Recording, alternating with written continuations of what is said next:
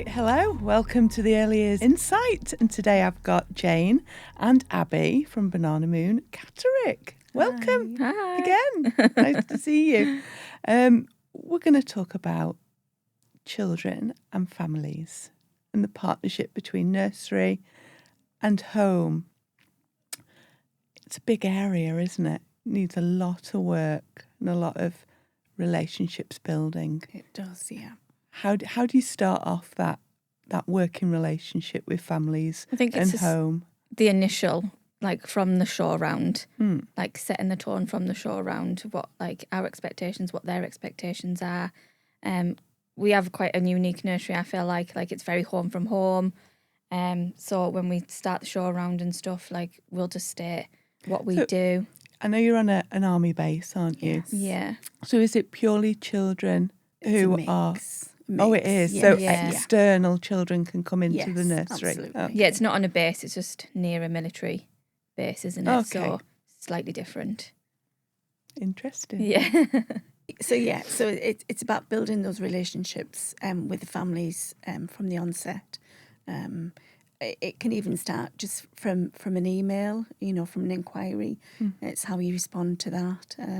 We try and make everything as personal as possible. So we try, if anyone inquires, we try and ring them to make that personal connection with them before they actually come to the setting to have a look around. Yeah, because a lot of our military families will ring up and just say, I'm moving in however many weeks, like what have you got, what do you offer, kind of thing. So it's just literally from that. That's all they will see of the nursery sometimes. They don't even always get a show around or anything like that. So we'll always signpost them to our Facebook and anything else that I we presume think. they could be anywhere else posted around the Yes, world, yeah. really. Yeah. But they're coming close to you. Yes. Yeah, we've So- had like from Cyprus. Yeah, And so if they everything can't get to have a look around the nursery, we always ask them to, if they're on social media, to have a look at the Facebook, just to see what we do on a daily basis. They get a flavour of activities that are going Yeah. on as well. And also to look at our day nursery reviews, to read some of the feedback our families give us on a regular basis. So again, it gives other families some knowledge of what to expect. And other from the people's nursery. perspective of Absolutely. it. Really. Yeah. Yeah. We also we do a lot with our families. Again, because we're on a military base, we have our Sergeant Catterick. Yeah, he's our like little teddy that children can take home if their families are deployed. So they get the teddy and then they've got like a notebook so they can write down what them and Sergeant Catterick have been up to over the weekend, just to maybe distract them or even to think about what the mum or dad have been doing. So it just reminds Provides them. a bit of comfort. Yeah. And he's in his little camouflage uniform as well. Very So, apt. yes. Up for the role. He is. But we've had some lovely feedback from some of the families that have taken him home for the weekend. And, the feedback's been great. So I presume you get a lot of communication from parents and families when, family members may be leaving for a substantial amount of time. Yeah. I think having that sort of that relationship with the parents where they can, again, we've got an open door policy for the parents. So if they've got any concerns, any questions, suggestions, they know they can just pop in and have a chat with us, which is really important. Because we do know like the child's behaviour can change if if a mum or dad gets deployed. We do notice a change, and just to know about that beforehand does help, so we can support the child in nursery. It's a big change for It them, isn't it? yeah. Such a significant figure in their life is no longer there for a while. Absolutely. And to And it's- comprehend that as a child, Yeah. it's quite It's a lot for them. yeah, it's quite a tough thing to do, isn't it? And And it's hard for the parents as well, because they're sort of on their own then. Yeah, they don't tend to have like that family support, do they? Neither. It's like, right, I'm on my own now, and that's where we kind of like step in and say, if you need anything, come to us. and what kind of support do you find that they need? Sometimes just a listening ear. Yeah. Or just a few tears. we'll give them some tissues and just sit and listen. Sometimes that's all they need. Or they'll need advice on, possibly behaviour problems. But yeah, I just think we're there to support however we can, really, which is really important. We also have monthly stay and plays at the nursery. So that's when we invite the families to come in and to spend time with their children and with the staff team. Again, which is really important. Do you have a good uptake on that? We do, yeah. Usually very busy. The one we've got one coming up on Friday, which is our Mother's Day cream tea. So our amazing cook makes lots and lots of scones, and we invite the families in. So again, these events, it's not just, we say Mother's Day, but it could be anyone, a loved one that they want to bring in. It's an important family member to that child, isn't it? Yeah. And it's just nice for them to have that time within the nursery, and that they can show what they do all day. They get quite proud, don't they, of showing an important person around. Yes.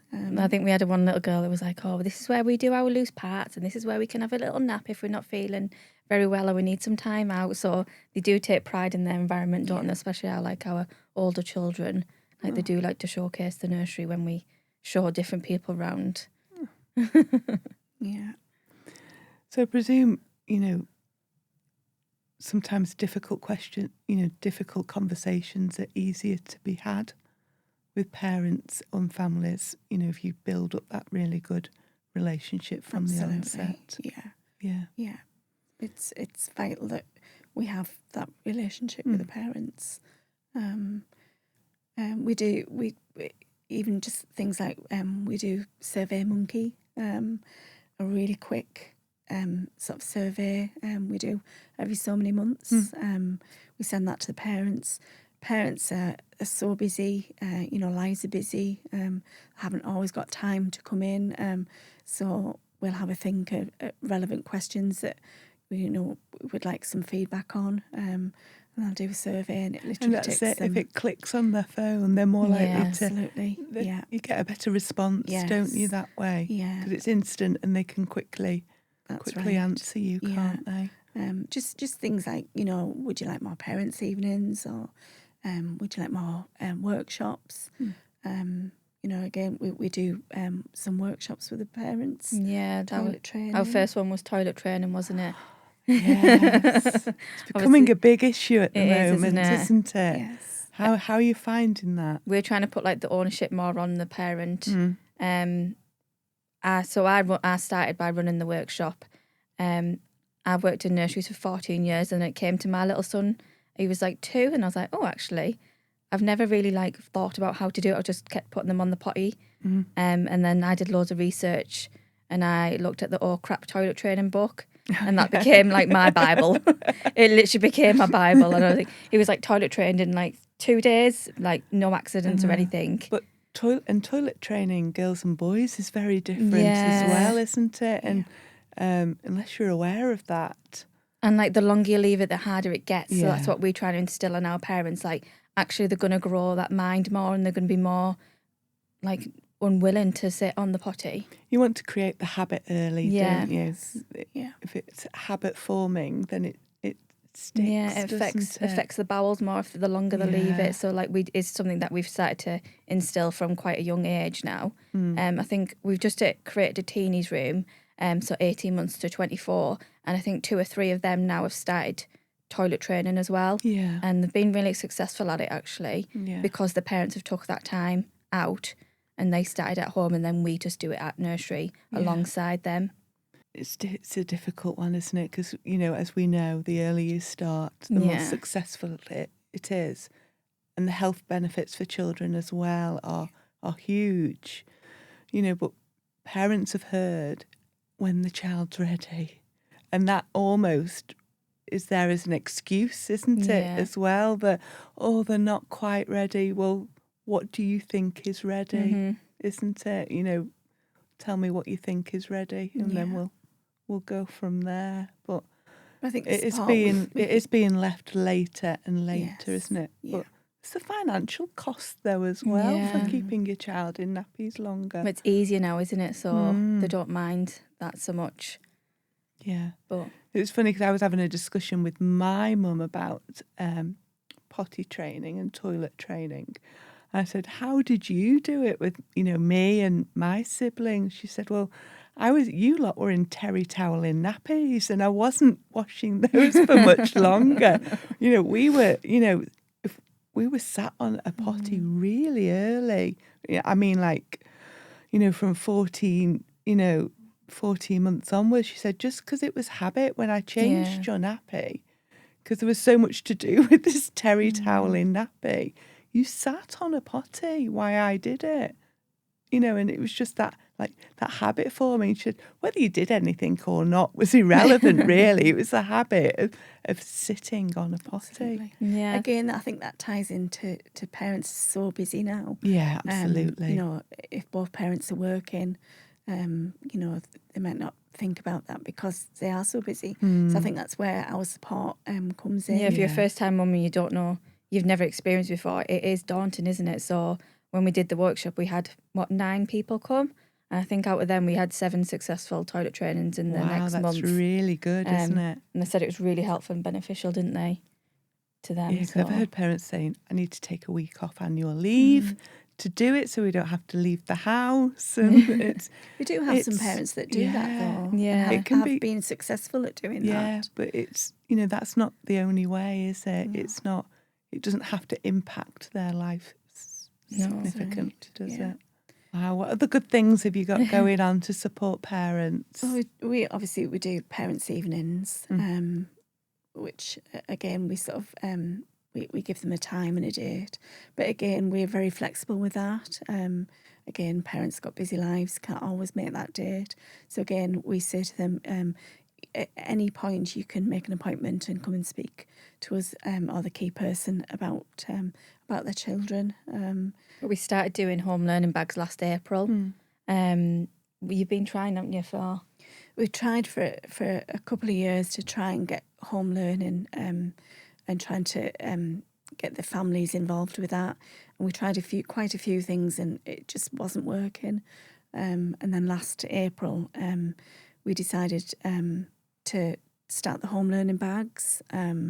And our first one was sunflowers. Yeah, just growing a sunflower. So we provided like a little pot, some compost and a seed. And we gave them instructions and how it linked to the child's development.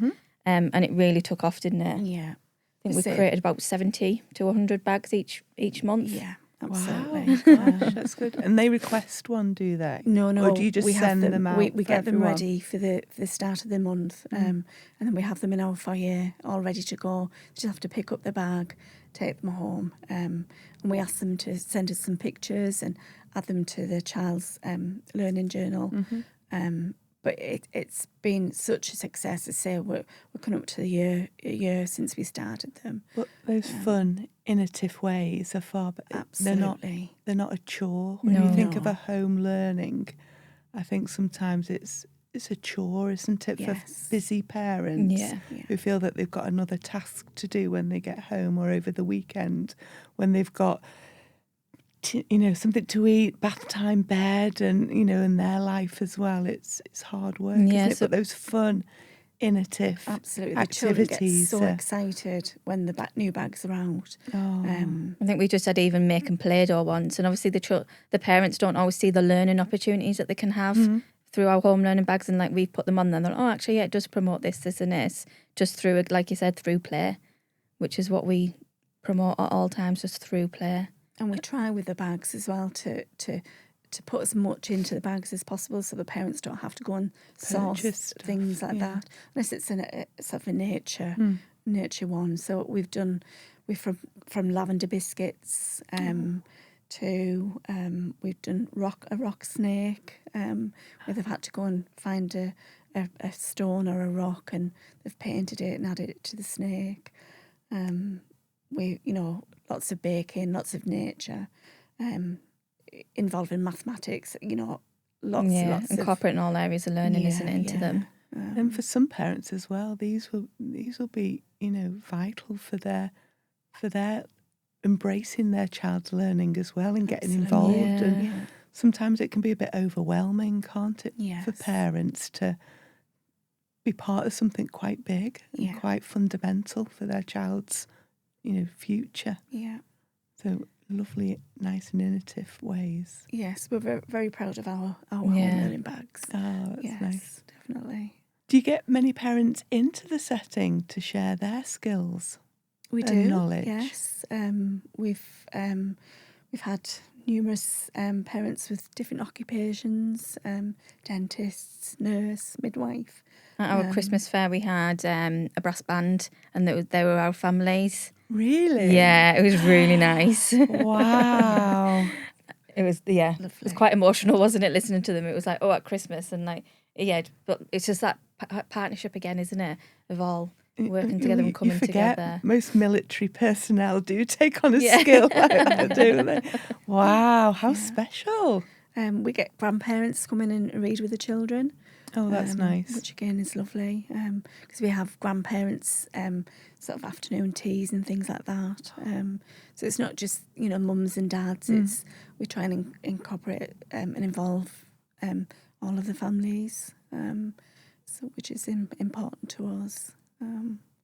So what about books then? Because I know a lot of children are more likely to receive a handheld device or, an interactive device to work on and be occupied with. Yeah. And families and parents actually sharing books and stories with children, the percentage of that is going down. How do you encourage a love of books with children from an early age and include parents in on that? Well, I think aside from the books that we have in the setting, that you can often walk through the room and there's always a story going on in each of the rooms.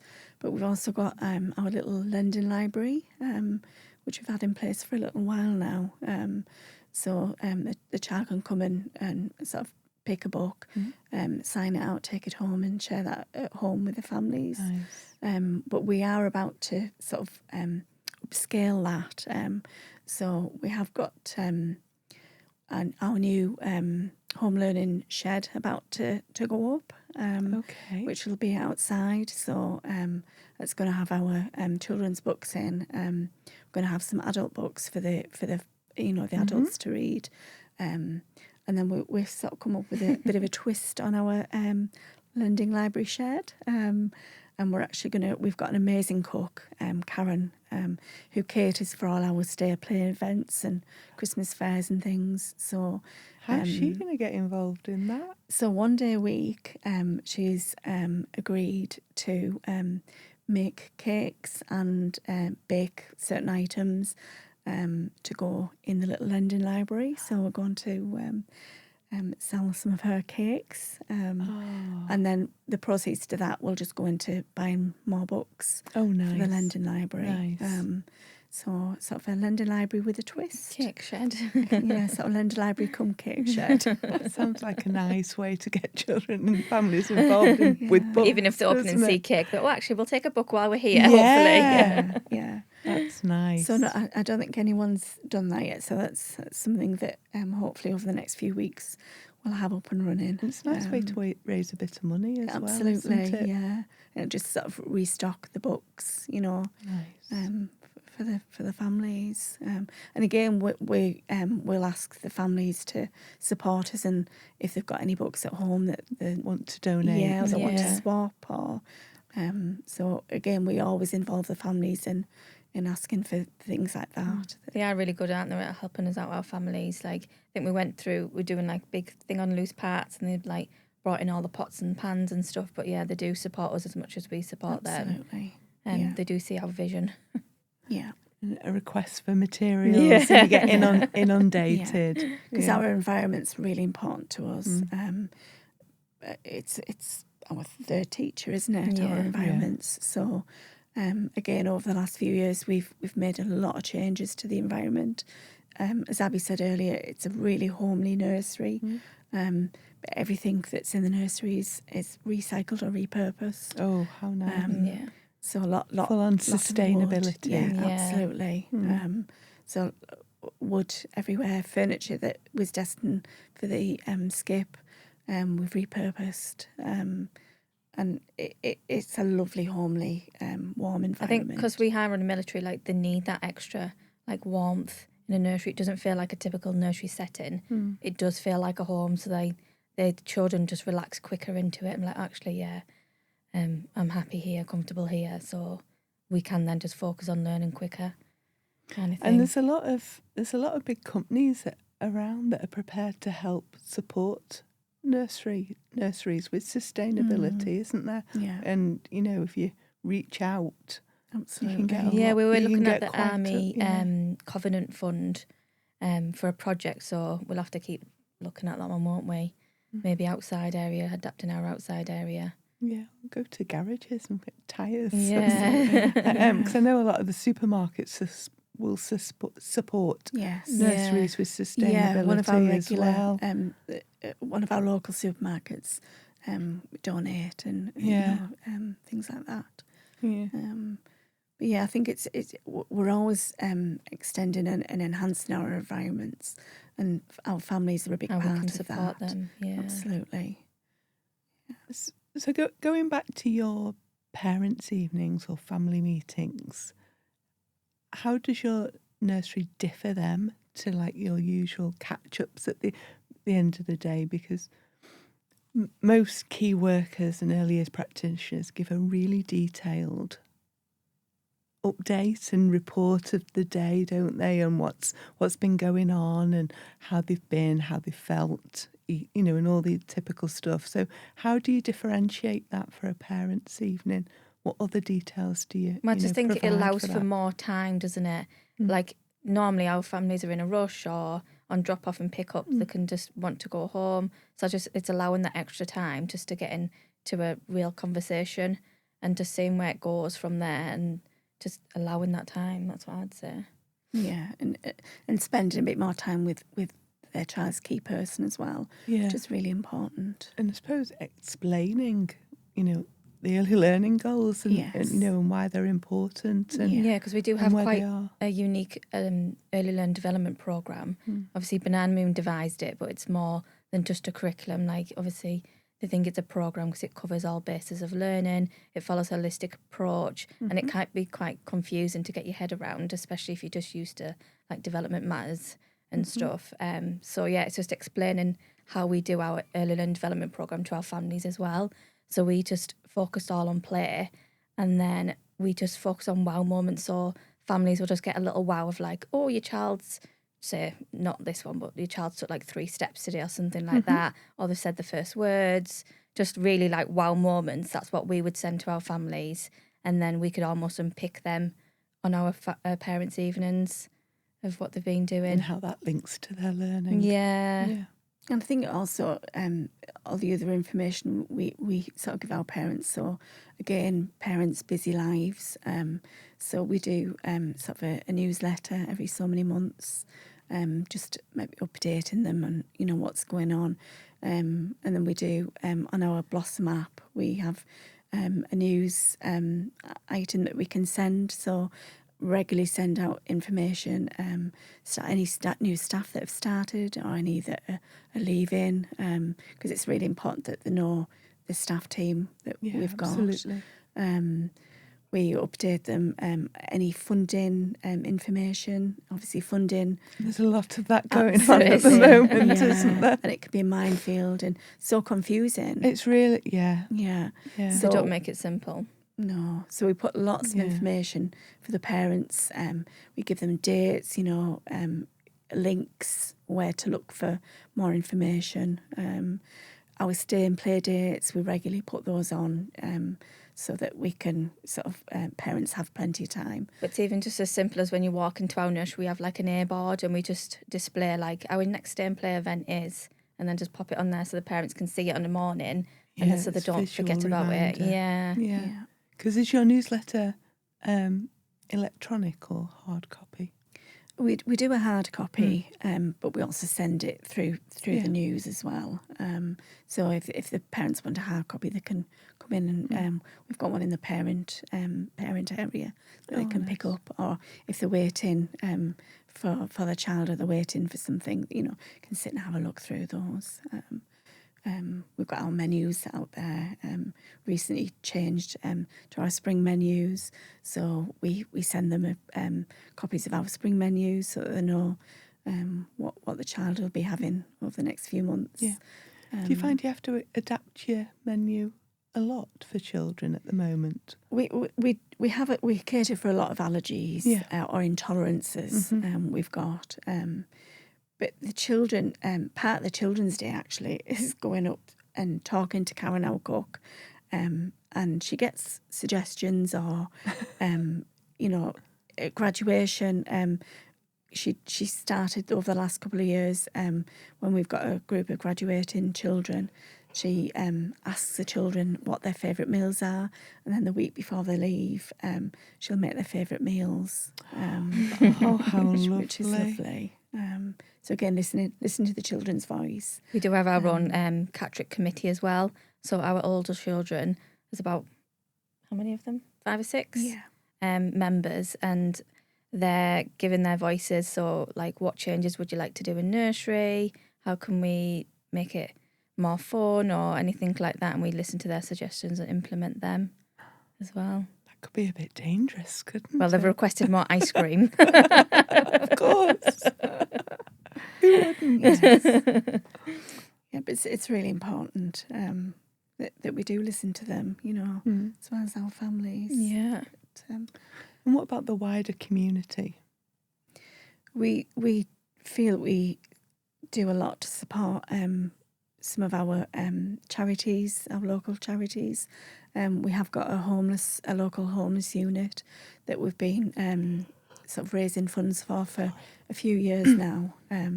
So we do our Christmas fair, and the money that we raise, all of the proceeds go to the charities. So, but we don't just give them the money. We go out, we shop, and we buy. We get a list from our local community police officer, who is also a parent at the nursery. Oh, that's handy, isn't it? So she finds out sort of the ages of who's in the homeless unit, and then we go shopping, 2 or 3 trolleys in hand, and we shop for the ages that are currently yes there. Yeah.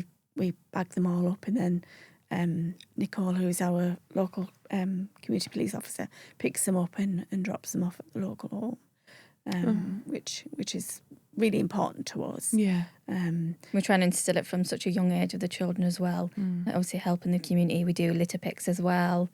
The children go out and just clean up the environment, and we talk about the importance of that and looking after. And the impact it can have. Yeah. And building links with our local schools as well. Obviously, when children are sort of transitioning to go to school, it's important that we have those links to support the children as they're transitioning, and the families as well. It's a worrying time, isn't it? It is, It's stressful.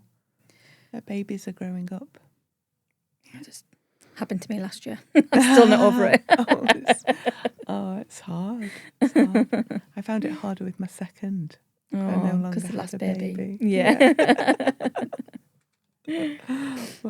Yeah, so community is really important to us. And as I say, we do a lot for our community. We've abseiled, haven't we? We have, yes. Is that all for your homeless charity as well? Yes, we've sort of, whoever's sort of local who needs support. I know at Christmas we raise money for the homeless unit, and also our veterans. Yeah, it was the Beacon, wasn't it? Which was a veteran. Catrick. Yeah. Like a unit for the veterans to live in if they don't have a house. So we did raise over £500 for them as well, didn't we? So again, we bought them vouchers at Christmas. Just as a little something to support them. You do a lot to raise money, don't you? Yeah, it is important to us very much. So And again, we've got a great director that supports us with all of that. And how do you find that impacts the children? Do they get a greater understanding of, charitable causes and why we do it? Yeah, definitely. Especially the older children, like you can see that sense of achievement, even with the little pick, and like they know why they're doing it and what impact it can have, and they come in and tell us and like, all right, we must tell everyone to put the stuff in the bin now because it can hurt the animals. You can see that sense of achievement when we do stuff like this. And the children, we go to one of the local nursing homes, sort of every couple of months. That's one of my favourite things. That. And the children really enjoy that. It's lovely to see them, doing that. And they get so much out of it. Yeah, I can imagine. Yeah. And vice versa as well. Yeah. We had a lovely email, didn't we, from the nursing home thanking us. Yeah. Oh, it just warms your heart, doesn't it? It really just does warm your heart, things like that. Just makes it worthwhile, doesn't it? Yeah. Yeah, so we are this Easter going to use some of the money we raised to buy Easter eggs for the homeless unit as well. So that's our next shopping trip. How many children will want to keep some though and not pass them on? It's a bit of a dangerous activity, that, isn't it? Could go either way. Yeah, absolutely. Oh. Right, well, thank you very much for joining me today. It was a lovely discussion and we hope to see you again soon. Thank you very much. Thank you.